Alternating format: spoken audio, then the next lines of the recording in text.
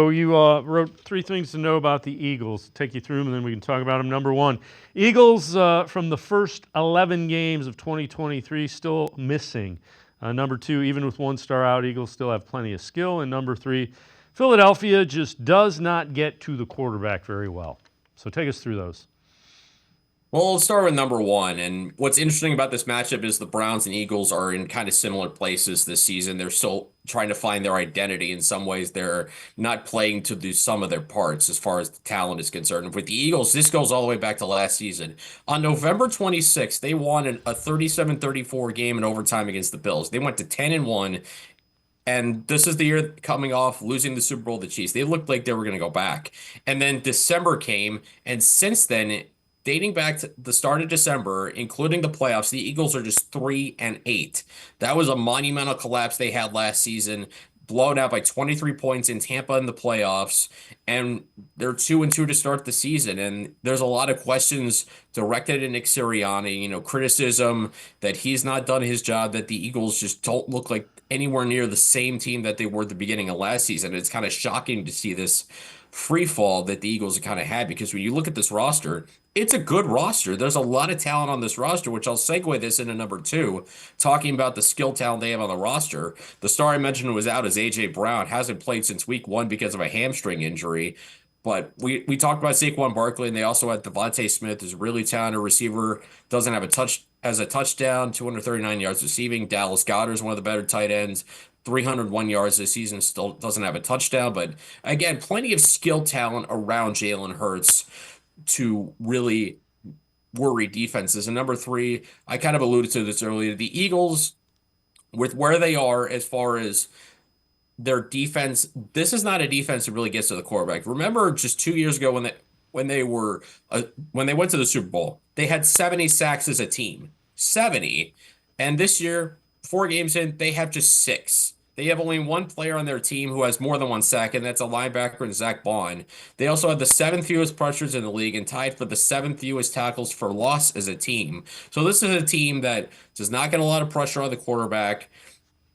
But like I said before, it would not stun me if they try to change that up because of who they're going against, because everybody knows the Browns are susceptible to blitzes. Deshaun Watson has been sacked a lot.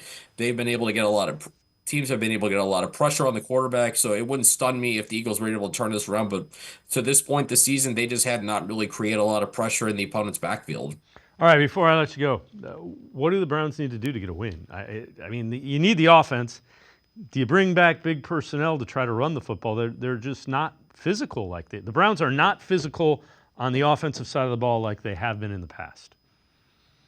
I mean, bottom line, they're going to need their offense to play their best game of the season easily. They're going to need to start fast, and they're going to need to find a way to sustain that momentum going forward. And the big thing we talked about, you got to start winning first down. You can't keep putting yourself in third and longs, because you're not going to have no offense is going to function consistently well in third and long. So you got Kevin Stefanski and Ken Dorsey and company, they really got to revamp how they're thinking first down, because right now it's just not working. The run game is not creating enough holes, so maybe they do have to go to six linemen, double tight ends, and find creative ways to get things to happen on first down. There's a lot.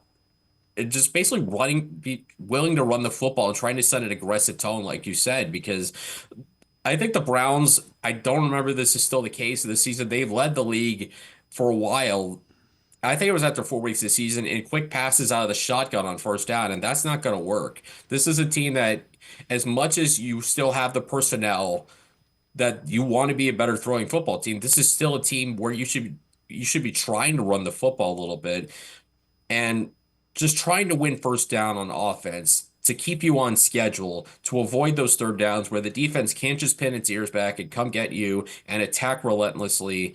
That's going to be important. The defense, like I said, is also got to be about, can you hold up at the point of attack? Can you be tougher on their offensive line, and can you tackle cleanly? The Browns have missed a lot of tackles over the first 5 games of the season on defense. if you miss a tackle of Saquon Barkley, he's got a chance to burn you. Same thing with Devontae Smith, Dallas Goedert, Jalen Hurts. You got to be able to tackle cleanly.